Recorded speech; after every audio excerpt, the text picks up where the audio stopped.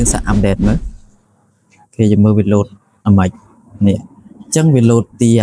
អញ្ចឹង ID ចាស់ ID ចាស់របស់យើងនឹងវាខូចហើយឬអញ្ចឹងវាឲ្យ down ថ្មីហើយជឿចុច down ថ្មីទៅឃើញបានទេបាទសួស្តីពុកម៉ែបងប្អូនអញ្ចឹងជួបគ្នានៅវីដេអូថ្មីអញ្ចឹងវីដេអូនេះខ្ញុំមកចែករំលែកអំពីប្រភេទទូរស័ព្ទពពួក iPhone ណាអញ្ចឹងប្រភេទហ្នឹងគឺយើងពិបាក update កម្មវិធីអញ្ចឹងនេះសើកម្មវិធីដែលវាទាមទារ update ណាហើយ update ពីច្រើនគឺ up អត់បានទេដោយសារអីដោយសារapp ដែលយើង download ពីមុនហ្នឹងគឺវាជាប់ជាមួយ Apple ID ចាស់ពីមុនអានេះ ID ថ្មីអញ្ចឹងណាអញ្ចឹងបើសិនជាទូរស័ព្ទបងប្អូនមាន ID ថ្មីប៉ុន្តែយើង update បង្កើតអញ្ចឹងអានេះឈ្មោះនេះគឺ29 កៅគុតID ថ្មីយើងប្រើបានធម្មតាអញ្ចឹងយើងសាក update មើលគេจะមើលវា load អាម៉េចនេះអញ្ចឹងវា load ទី 2799 អញ្ចឹង ID ចាស់ ID ចាស់របស់យើងនឹងវាខូចរបស់បងប្អូនជាប់ឈ្មោះរបស់គេអញ្ចឹងណាហើយរបស់បងប្អូនពីដំបូងហ្នឹងបោះតខ្លួនរបស់យើងអញ្ចឹងទៅអញ្ចឹងខ្ញុំមកប្រាប់ពីរបៀបធ្វើម៉េចដើម្បីឲ្យ update វាបានហើយអត់បាត់ទិន្នន័យអត់បាត់ account បាត់អីអញ្ចឹងណាអញ្ចឹងពីមុនយើងតែងតែលុបវាចោលយើងលុប app ទាំងអស់ហ្នឹងនៅខាងក្រៅអញ្ចឹងលុបវាចោលហើយទៅយើងចូលទៅ App Store down ថ្មីអញ្ចឹងទៅអញ្ចឹងវីដេអូនេះគឺយើងបាច់លុបទេអញ្ចឹងយើងអាច update បានហើយអត់បាត់ account អីទៀតអញ្ចឹងណាអញ្ចឹងបងប្អូនចូលធ្វើតាមខ្ញុំណាអញ្ចឹងដំបូងយើងត្រូវចូលទៅ setting ហើយយើងអស់ទៅរនេះ general ហៅកូនសោនេះហ្នឹងអញ្ចឹងណាហៅកូនសោលកាមហ្នឹងអាហ្នឹងយើងធ្វើបានគ្រប់ iPhone ទាំងអស់មិនថា iPhone មកអីទេធ្វើបានទាំងអស់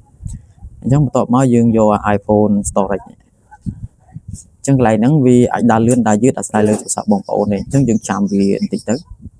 ពេលខ្លះក៏វាអាចយូរពេលខ្លះវាអាចលឿនអញ្ចឹងណាអញ្ចឹងយើងរងចាំទៅ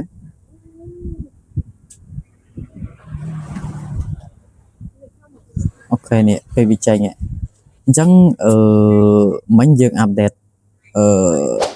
ឆាតអត់បាន Messenger អញ្ចឹងយើងចុចឲ្យលើហ្នឹងមកគឺតាមខ្ញុំអញ្ចឹងមកអូខេវាចេញអញ្ចឹងនៃសញ្ញា down ថ្មីនេះអញ្ចឹងណាអញ្ចឹងយើង back មកវិញហើយឥឡូវខ្ញុំសាក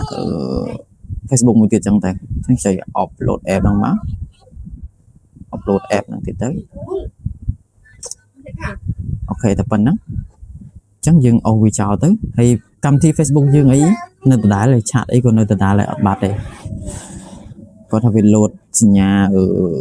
ឲ្យ down ថ្មីអញ្ចឹងណាអញ្ចឹងយើងចូលទៅកាន់ App Store មកហើយយើងវាយអីដែលយើងចង់ update ហើយយើង upload វាមិញហ្នឹងតែមិញយើងធ្វើឆាតហើយ Facebook ឃើញអញ្ចឹងវាឲ្យ down ថ្មីហើយជឿចុច down ថ្មីទៅឃើញបានទេហើយឥឡូវយើងសាក Facebook មួយទៀតចឹងកន្លែងនេះបើសិនជាវាទា password បងប្អូនវាយ password របស់បងប្អូនទៅអានេះគេនេះ ID របស់យើង29 កៅគុតអញ្ចឹងវាទា password អញ្ចឹងណាអញ្ចឹងខ្ញុំបញ្ចូល password វាសិន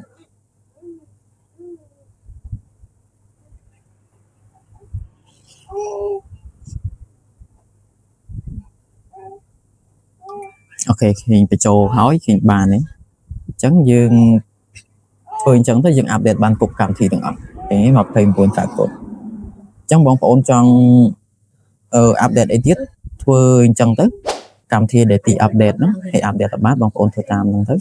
ធានាថាបាន 100% អញ្ចឹងណាតែជាមើលពេល down ចប់យើងអាចចូលបានអត់អូខេនេះអញ្ចឹងឆាតគឺ down ចប់ហើយឃើញទេអញ្ចឹង account របស់យើងហ្នឹងគឺអត់បាត់ទេហើយស្រួលលឿន